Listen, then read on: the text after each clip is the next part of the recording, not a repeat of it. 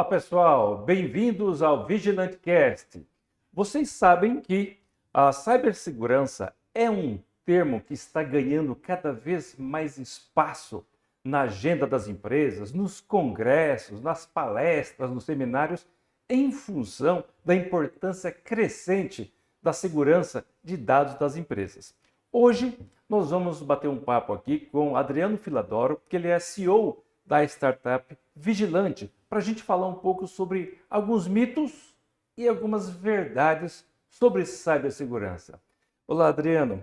Eu queria começar falando sobre o fato de que as máquinas ou as empresas que adquirem antivírus, elas estão com a sua segurança guardada, preservada com esse recurso? Fato ou mentira? Bom, primeiramente, olá a todos, boa tarde, boa noite, bom dia, né?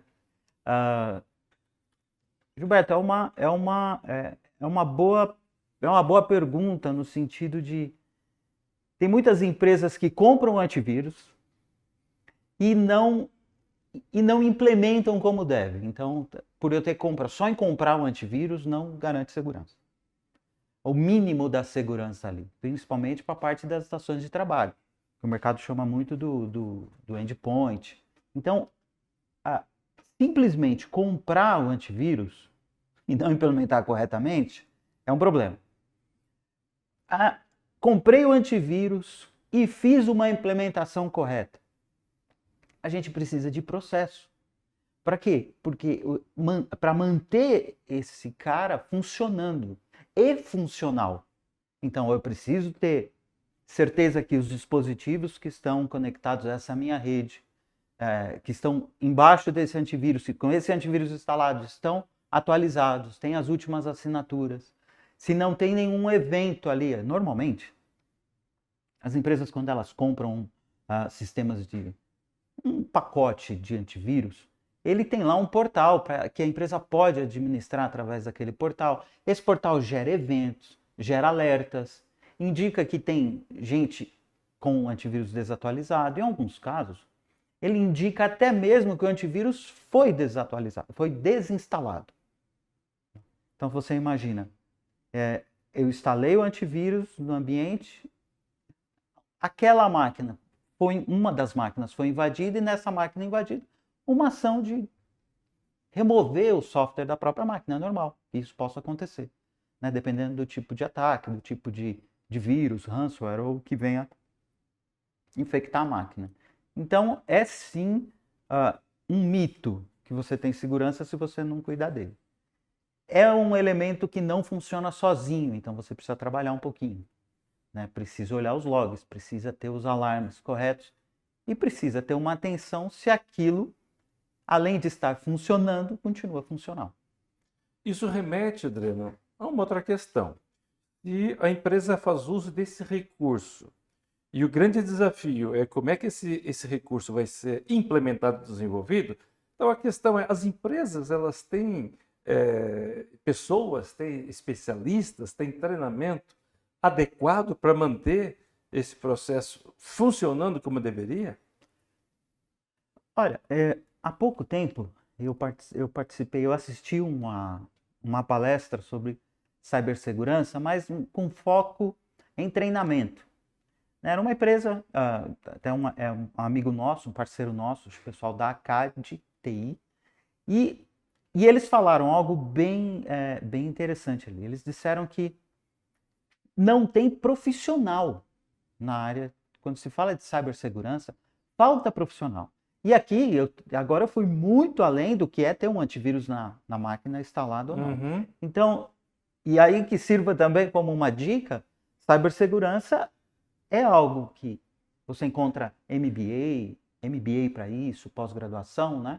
Que você pode fazer e se especializar. Às vezes você tem lá uma formação de em redes e quer dar um upgrade na carreira. Cibersegurança é um caminho maravilhoso para isso. Então, assim, a questão é, se você perguntar, as empresas todas têm? Eu te responderia que não. Uhum. Né? A TI tem se tornado... TI é algo que a empresa depende completamente, que que a rede funcione, que os computadores estejam conectados, que as transações ali aconteçam. Mas ela gera por um outro lado. A empresa precisa que esse troço funcione, que as coisas funcionem, mas por um outro lado, existe uma legislação, quando a gente olha no mundo afora, né? Legislação, a Lei de Proteção de Dados na Europa, que começou isso de uma forma mais séria, chegando aqui para a gente, a tal da LGPD, essas letrinhas a gente tem que tomar cuidado. Então, a Lei Geral de Proteção de Dados, porque quando chegou a lei e agora a gente está prestes ali a ter algumas normatizações e as empresas vão acabar começando a sofrer multas, sanções, né? Então, TI precisa ser levado mais a sério, mas não porque as empresas não levam a sério, é porque falta profissional, muito profissional nessa área. Todos os colegas de tecnologia têm dificuldade em contratar, em achar gente para a área. Então, se tem as pessoas, algumas empresas até têm. Na grande maioria não tem. Falta, mas volto ao ponto que não é culpa da empresa, é culpa do mercado, não tem esse profissional. O que o Adriano está colocando serve de uma alerta, no bom sentido, ou de uma dica para quem quer ingressar ou se especializar nessa área. Porque se aqui no Brasil existe uma demanda crescente por segurança de dados nas empresas, e se o número de profissionais especializados não está atendendo, então está surgindo uma oportunidade para muita gente entrar nesse mercado, não, Adriano? Com certeza, essa é a turma que pode vender o lenço. Porque a questão muita gente vai chorar pela questão da segurança, né? Então, você tem que estar preparado para poder estar ali e vender seu lenço. Às vezes, você entra naquela discussão que inteligência artificial, que a robotização das produções e tudo estão tirando tantos empregos e tal. Por outro lado, está se gerando muito emprego também. Lógico que é um profissional mais qualificado, mais especializado, mas tem muita oportunidade na área de segurança, principalmente para quem está começando a carreira. E quem já também está com a carreira consolidada, quer colocar algo a mais ali na carreira, ou guinar um pouco, a área de segurança está totalmente aberta a isso. Adriano, aqui no Brasil existem opções de cursos, de formação desses profissionais, ou para quem quer se especializar mesmo, precisa aí ter uma experiência internacional, na sua opinião? Não, hoje não precisa ir para fora. Não é necessário uma experiência internacional. Hoje é totalmente possível o profissional se qualificar aqui. Como eu te falei, tem um parceiro nosso, que é um amigo nosso, o pessoal da CAD TI. Eles têm lá uma pós-graduação em cibersegurança, eles têm cursos de especialização em cibersegurança. Então, assim, você vai ter grandes universidades, como a FIA, tem uma pós-graduação em cibersegurança. Então, é possível você encontrar uma forma de se especializar aqui dentro e poder ingressar nesse mercado. É um dado que até que eu sei que você tem e deve falar dele, mas no ano passado teve um aumento de quase 80% nos casos de ataque, invasão nas empresas, no Brasil. Né? Então, assim, se a gente for começar a falar de números, são números absurdos, enormes. É a parte do choro, tem a parte do lenço, tem uma oportunidade enorme de carreira aqui. Daqui a pouco eu volto aí na questão dos mitos, mas aproveitando aí esse bate-papo com o Adriano, vamos explorar um pouquinho. Foi em função desse aumento crescente das necessidades das empresas de maior proteção de dados, e também em função de uma grande experiência que você tem nessa área, que você e seus sócios criaram a Vigilante, né? Como é que surgiu essa ideia? Foi em função dessa demanda? Foi em função das soluções que vocês desenvolveram para o mercado? A Online Data Cloud, que é a empresa mãe do Vigilante, ela está no mercado aí há quase 30 anos. E a gente sempre teve uma especialização em redes, em soluções de segurança. E por último, nos últimos 15 anos, a gente tem vários projetos de cloud, onde o cliente ele entrega o problema de tecnologia dele para que a gente ali no online cuide dele, né? Então, quem passou a ter o problema com ransomware, com vírus, com invasão, com a extração de dados, somos nós, de certo modo. Né? Porque o cliente ele espera que a gente entregue essa consultoria para ele. E nos últimos 4 anos, o time interno, temos o Vinícius, o Emerson, que hoje, que eles até então eram funcionários da Online Data Cloud, eles começaram a trabalhar porque só o antivírus atualizado e funcionando, e funcional, e um firewall atualizado e bem configurado, não serve, Giba, para te proteger. E a gente começou a criar várias camadas de proteção entre os usuários e as aplicações e tal, baseado em inteligência artificial. Então a gente começou a basear como que a gente ia resolver esse problema, essa questão. Nós temos um gap de segurança nítido e a gente vive esse gap. Então, aqui a gente não teve uma ideia maravilhosa, colocou num PowerPoint e está indo ao mercado mostrar. Não. Nós resolvemos um problema nosso. Nós tínhamos um gap grande ali da segurança que a gente não tinha condição humana de entender o comportamento da rede. E a rede tem um comportamento. As máquinas se falam, as aplicações se conectam uma com as outras, usuários se conectando a aplicações, e isso tem um comportamento. E como que a gente consegue ser proativo num caso de uma invasão? Porque interessante é o seguinte, principalmente esses casos de ransomware, que tanto se fala. Eu já falei isso outras vezes, eu vou repetir. Quando a gente olha para um ataque, você imagina o ponto A, alguém lançando algo do ponto A e chegando no ponto B e explodindo. Não é assim que funciona. O ataque ele sai do ponto A, vai para o ponto B, lá ele fica. Lá ele cria vínculos.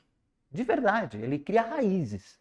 Né? E nós no mercado de segurança, no mercado de tecnologia, a gente fala que ele cria persistência no ambiente.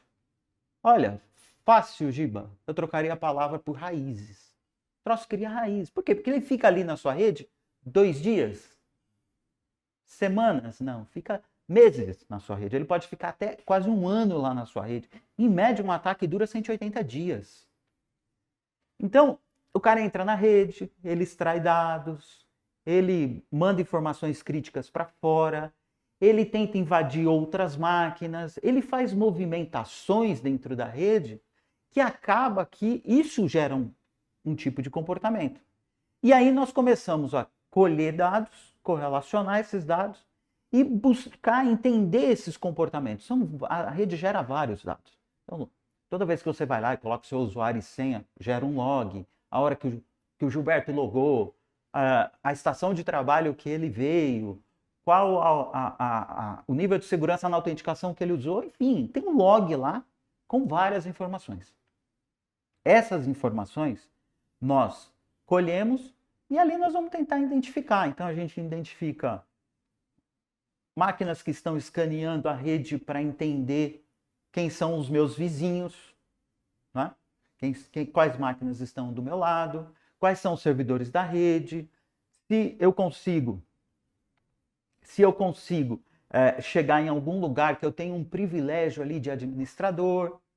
Então, você vê, é um trabalho que requer bastante tempo e calma. Uhum. 2 coisas que o hacker tem. Ô, Adriano, me diz uma coisa, os ataques dentro desse contexto, em cima das grandes empresas, é semelhante, é igual aos ataques que as médias empresas sofrem, ou os ataques das grandes empresas são mais sofisticados? Sim e não. Num geral, e isso a gente notava muito no online, tinha isso como dificuldade, o ataque ele é meio que robótico, tá? Então, existem várias formas de eu desfazer o ataque. Você vai fazer o ataque via uma falha em uma aplicação publicada na internet. Então, através daquela aplicação, eu consigo executar um comando ali no servidor e a partir daquele comando eu consigo ter acesso ao console da máquina, ali o C dois pontos da máquina ou raiz do sistema operacional Unix, não sei. Mas, ou então, que é o mais usado, via engenharia social. Engenharia social é simples assim. Mando lá, pego uma fotinha sua.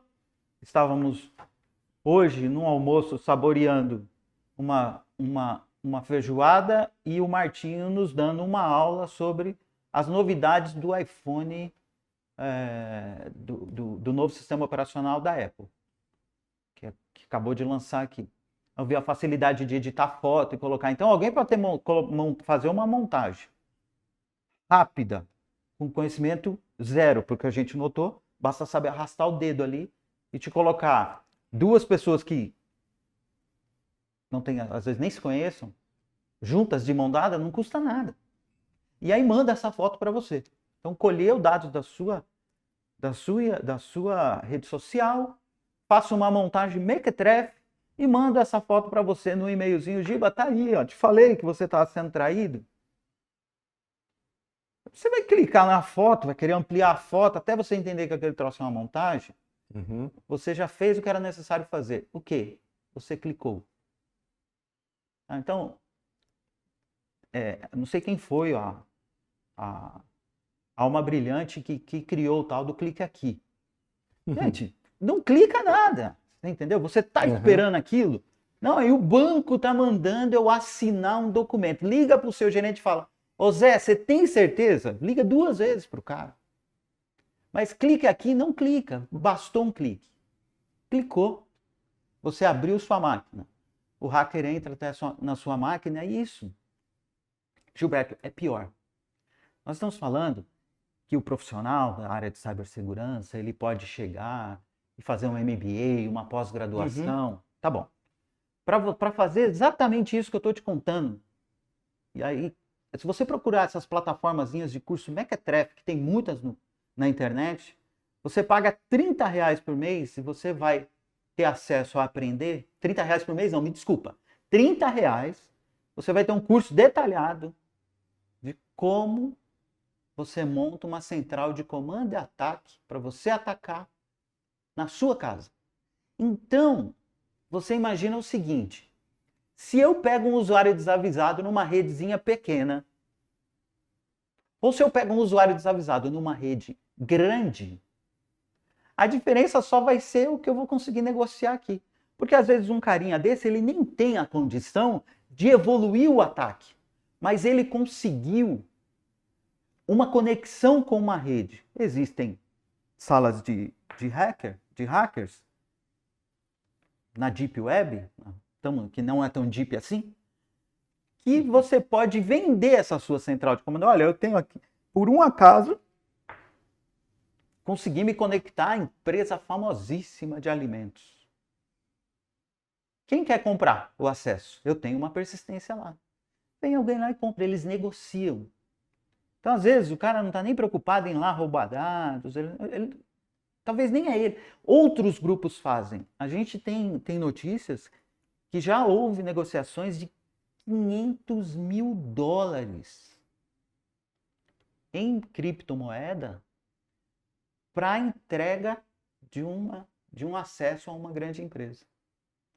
Grande empresa. Então a diferença está aí. Porque se eu estiver invadindo uma empresa pequena, ok. Às vezes ele vai lá, tal, não conseguiu muita coisa, criptografa tudo aquilo lá e deixa o cidadão, se não tiver backup, pagar um resgate lá em criptomoeda. Mas a criptografia, se você entender bem, ele é o fim da história, ele não é o começo. Entendi. E aí, então, tem todo dependendo do local, do cara que está atacando, ou quem está fazendo isso, ele faz isso de uma forma bem estruturada.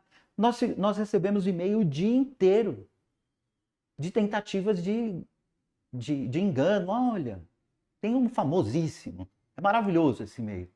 O cara escreve lá, às vezes vem em inglês, às vezes vem num português mequetrefe, Poxa vida, eu tenho uma herança no teu país e eu escolhi você pela sua Eu já reputação. recebi alguns e-mails assim. Não, por favor, entre em contato comigo. Aí você vai lá, entra em contato com o Pangaré. E aí, pô, é um baita de um ataque de engenharia social. Seja ele tentando instalar um exploit na sua máquina, seja ele tentando simplesmente te ludibriar para que você pague algo ali para ele. Olha, só que para liberar esse dinheiro precisa depositar $1.000. Então, ele vem com uma quantia tão grande em dinheiro, então vem lá uma quantia, olha, preciso que você resgate para mim $100.000. Só que você tem que depositar $500 aqui numa conta no exterior para me liberar a documentação. Já sabe.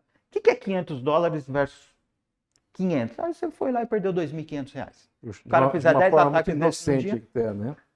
Ô, Adriano, você falou que recebe muitas demandas dos clientes. Quais são as mais comuns quando você recebe alguma solicitação de socorro, pedido de socorro? Quais são as demandas mais comuns que elas apresentam para vocês? Infelizmente, Giba, o pedido de socorro, quando ele vem, é mais só para ajudar a chorar junto. Né? Então, o cliente já foi criptografado, ele já... Uau. Aí acabou. Existem duas alternativas. Simples. Ou você tem um belo de um backup, e aí restaura o backup e começa de novo. Descriptografar não vai. Ou você paga para talvez receber a chave de criptografia. Então, tem essas duas possibilidades. Não existe outra. O real é, estou parado, então isso não é uma possibilidade, é um fato. E aí eu posso, ou volto à minha operação do dia anterior, e vida que segue, ou eu pago para tentar descriptografar. Quando chega nesse cenário, se o cliente está com a gente, tá? É um cliente que a gente cuida da infra e tal, como já aconteceu muitas vezes em tempos passados, a gente é obrigado a voltar ao backup do dia anterior, aí coloca uma equipe enorme para reinstalar servidores e tudo. Ou seja, recupera os dados. Recupera os dados. Mas você não recupera os dados que foram criptografados, eu vou recuperar o dado do dia anterior. Ataques mais sofisticados, que acontecem muito dentro das empresas, nós temos casos da Lojas Renner, CVC, Fast Shop, JBS e tal, eles perderam até os backups, estavam criptografados. E aí? Aí eles voltaram. Eles pagaram? Não dá para saber. Ninguém vai falar que pagou. Né? Mas se a gente pesquisa na internet, não que pesquisar na internet também é um fato de verdade pura. Mas você tem relatos lá em canais importantes de tecnologia falando de valores absurdos. Empresas grandes assim, que pagaram $30 milhões para conseguir ter acesso aos dados de novo e tal. Então, a gente até pensa, ou muita gente pode pensar, poxa, por que uma empresa grande pagaria tanto por um resgate? Eu acho que eu tenho uma referência, Adriano, porque eu praticamente vivi do mundo das montadoras 25 anos.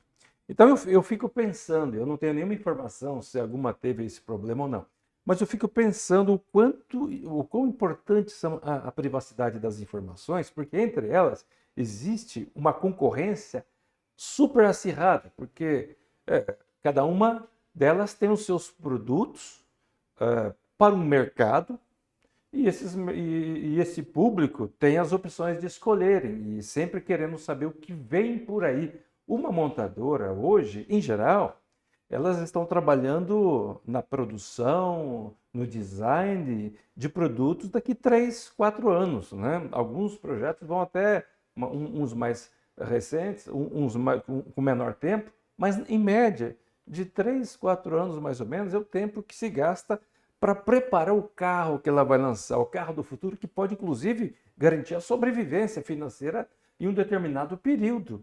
Então, se eventualmente, no caso desse exemplo, perde-se essa privacidade, né? Tá em volta, tá envolvido aí os empregos, os milhares de empregos, a rede de concessionários, as vendas, não só, até o resultado da matriz, por exemplo, porque os produtos hoje são mundiais, né? Então eu posso ficar imaginando o quanto é importante aí essa privacidade e o quanto elas estão sujeitas a, às vezes, ter que arcar com algum resgate, né? Não estou dizendo que os montadores que tiveram esse problema, eu só estou fazendo uma referência da importância que é a privacidade e a segurança dos dados para as grandes empresas. Você, nessa sua linha, você tem ali o segredo, né? O segredo do novo lançamento. Exato. Aquela costura diferenciada que vai brilhar o olho, que descobriram depois de muita pesquisa e desenvolvimento. Exato. E aí eu volto ao ponto de o ataque não é algo que vai lá e te destrói. Às vezes ele só vai lá e te tira. No caso da Fast Shop, público que todos sabem, pelo menos a turma que acompanha, mas os caras começaram a negociar pela conta da Fast Shop no Twitter. Olha, já temos tantos teras de dados seus com a gente. Ou entramos em um acerto ou nós vamos divulgar todos esses dados. Então, você imagina o quão complexo é isso, né? O quão difícil e o quão tem sido um desafio para as empresas que sem os dados ela não vai existir. Ela precisa ter os dados. Tem legislação que ela precisa responder. E aí vem a realidade nua e crua. Um antivírus e um firewall não vai resolver seu problema. Adriano, eu acredito, eu suponho que essas grandes empresas que tiveram esse vazamento são empresas que tinham estruturas internas para cuidar dessa privacidade, né? O que deve ter acontecido? Onde falhou essa segurança? Faltou alguma capacidade interna ou recurso externo para garantir essa segurança? Porque se não tivesse, eu posso entender, mas tendo... Giba, eu muitas vezes no passado eu fiz palestras, algumas palestras de tecnologia, e eu usei um exemplo que eu aprendi, que eu ouvi com você. Se por um acaso a gente não puder usar esse exemplo aqui, os meninos cortam o vídeo, mas eu vou usá-lo. Certa vez você me falou, a gente viajando, você me disse que quando os executivos de uma determinada companhia estavam reunidos e por um acaso algum desses executivos cometiam alguma gafe, todos ali falavam que o cidadão tinha mudado para o TI. Você deu uma TIzada aqui no negócio. Você usou algo assim. Gilberto, essa é a realidade. Então, se TI está ali só para gerar processo que atrapalha, se TI está ali só para o atraso, se TI está ali na corporação, sempre visto como um custo, nada estratégico. E às vezes pelo lado do próprio TI, ele está ali na empresa, ele não sabe quem são os principais clientes da empresa, quem é o principal fornecedor, ele não entende nada do negócio. O que ele entende é se o sistema está on ou off, se o código está bem ou não. Se a estratégia do negócio não tiver um TI que participa dela, tudo que TI trouxer à mesa vai ser algo atrasado, algo que vai gerar mais lentidão, que vai gerar encheção para todos do time. Então, se a visão é essa de TI, você vai correr risco, seja empresa pequena ou empresa grande. Qual é a visão mais correta, mais adequada para a TI, então, pela sua experiência, Adriano? A TI tem que estar alinhada ao negócio. Hoje você vai pegar em médias empresas, e eu tenho brincado muito com isso. Você tem várias ferramentas que você pode implementar segurança, que te geram alarmes e tal. Mas, Giba, TI está tão distante do negócio. Eu peguei um caso agora, recente, uma correria para entregar uma infraestrutura para um projeto que foi pensado pelo time de negócio. E a equipe de TI ficou sabendo em cima da hora, 4 dias, 5 dias, e corre, cria servidor em nuvem, e põe infraestrutura, nem pensa direito na segurança, como que vão acessar aquele troço. Mas a área de negócio estava acertando aquilo lá há meses pensando naquilo, só ficou sabendo ali no fim do segundo tempo. E aí você tem aqui um problema enorme de segurança. E eu estava até brincando assim, né? Provocando, aquela forma provocativa, falando assim, olha, e se o cara do TI não está envolvido num projeto desse, corre aí em alguma escada que esse cara está lá com o controle de ar-condicionado na mão, porque se o ar-condicionado é digital, se é digital é TI que se vira fazer o ar-condicionado funcionar. E aí você vai pegar grandes empresas, que você pega o cara de TI com certas responsabilidades. E aí, meu amigo, desculpa, vai ser muito difícil você olhar um log, você está prestando atenção se as senhas dos usuários estão ou não sendo renovadas, você vai tirando algumas necessidades, porque não dá para fazer. Você pega... E o grande problema aqui hoje, da insegurança, está para o lado das aplicações? Tem também, claro. O grande problema está pela falta de noção dos usuários. TI não participa, por exemplo, da conscientização do usuário. Existem ferramentas hoje que você implementa que te ajuda a identificar qual o nível de conscientização que a tua rede, que as pessoas dentro da tua rede têm. Então você cria ali fatos fictícios e envia um e-mail assim do tipo para 100 pessoas. Olha, estamos recadastrando as senhas. Favor informar sua senha. O e-mail de resposta, uma conta no Gmail. mequetrefe@gmail.com. Os caras, boa parte, não todos, muita gente ainda responde esse tipo de e-mail. Então, TI ele tem que olhar para o ambiente, tem que olhar para a segurança, tem que olhar para quem usa também. Então, ter ferramentas que, filhão, isso aqui você não pode. Então, esse tipo de ferramenta detecta esse tipo de comportamento frágil e tem lá uma sequência já de treinamentos que ele pode forçar o usuário a fazer esses treinamentos. Aquela gamificação da experiência dos funcionários, dos usuários dentro da rede, mas com uma explicação. Né? Olha, não caia nisso, e pontuar, e a rede... E você precisa pontuar. Ah, saiu um ataque de engenharia social super novo, sabe?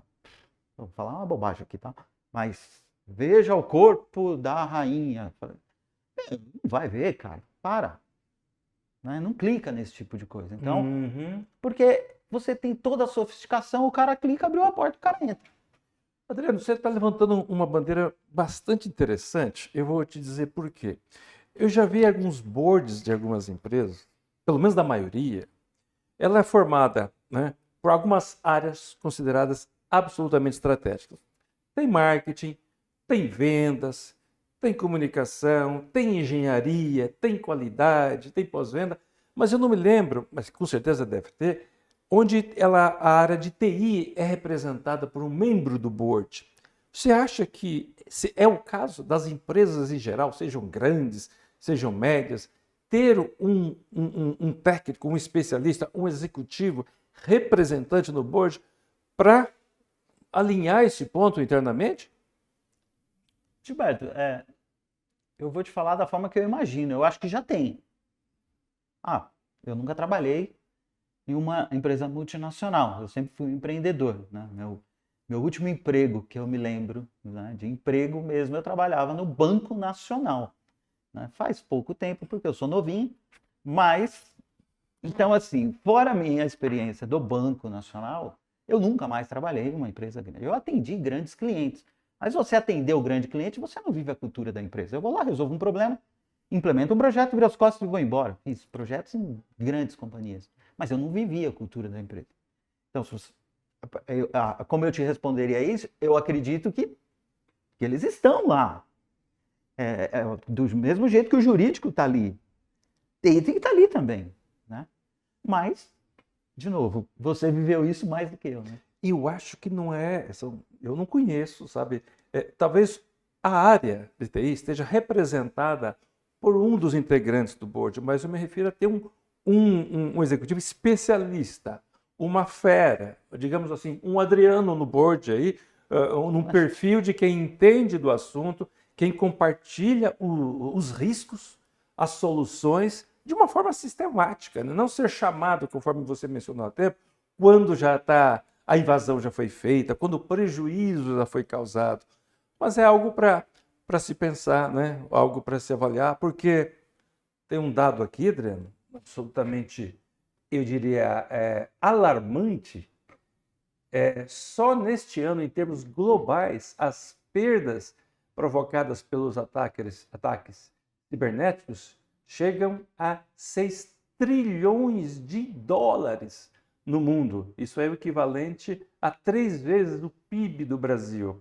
Isso é um dado, um estudo da consultoria alemã Hollerberg, que vale a pena essa referência. Ou seja, o mundo todo sofre com esse problema, né? O mundo todo sofre com esse problema e está cada vez mais difícil você contornar. Seja pela fragilidade do lado do usuário, seja para a própria fragilidade das redes. E aí, completando a questão da história que você me perguntou, da onde a gente criou o Vigilante, então nós criamos soluções que nos ajudaram a elevar esse nível de segurança desses nossos clientes, de forma perceptível, e aí, por último, a gente olhou para aquilo e falou, temos um produto, e isso merece ser uma empresa. E aí nós criamos o Vigilante. O Emerson, Vinícius, que eram funcionários da Online Data Cloud, hoje eles são sócios do Vigilante, né? Porque foram os que no começo trabalharam nos primeiros motores ali dele. E hoje a solução já está ganhando um corpo, tem o time de desenvolvimento dela em casa, enfim. A empresa já está pronta para ir ao mercado, né, e lançar oficialmente o produto como produto e front-end e tudo mais. Adriano, então, somente para a gente encerrar, só resume mais uma vez, por favor, o conceito do Vigilante. O Vigilante é uma ferramenta de inteligência artificial baseado em aprendizado de máquina, né, machine learning, que tem por objetivo detectar comportamentos anormais dentro da rede e já tomar uma ação preventiva. Né? O antivírus não viu, passou pelo firewall, foi uma falha do usuário, começou um comportamento lateral, a gente detecta esse comportamento, analisa, vê que há um ataque, a gente faz isso em real time, né? Então, esses dados da rede sobem para a cloud, isso é analisado pelas ferramentas de IA, identificamos um comportamento específico, gera alerta e também gera bloqueio, então a gente consegue detectar e responder a muitos casos, lembrando, se o cidadão fica ali na rede, 1 ano na rede, ninguém viu ele lá. Há pouco nós implementamos em uma prefeitura, com 15 minutos implementado, a gente pegou um ataque em andamento. Ô, louco. Aí derrubamos o ataque e tal, e fomos olhar. 8 meses, mais ou menos, que aquela turma estava ali, sassaricando dentro da rede da prefeitura. Então, assim, você precisa ter visibilidade. Agora, receber um monte de alerta vai te ajudar? Não vai, se você é o cara também que resolve o problema do ar-condicionado. Tá? O Vigilante, ele vai te gerar os alertas, mas ele já gera uma resposta preventiva para te permitir um tempo para ir lá na estação de trabalho, corrigir o problema, para ir lá naquele servidor de aplicação e corrigir o problema e assim por diante. Então, é uma ferramenta que acaba sendo um apoio tecnológico à tomada de decisão de segurança, visto que isso é super delicado pela quantidade, assim, babilônica de dados que existe. Acho que eu expliquei, é isso. Muito bem, perfeito. Pessoal, finalizamos aqui mais um programa do Vigilante Cast. Vocês sabem que nós estamos tratando aqui de assuntos do interesse desse mercado, os principais desafios, os principais problemas e, claro, temos que falar também das principais soluções. Em breve, nós vamos trazer mais novidades aí dentro desse contexto. Até mais!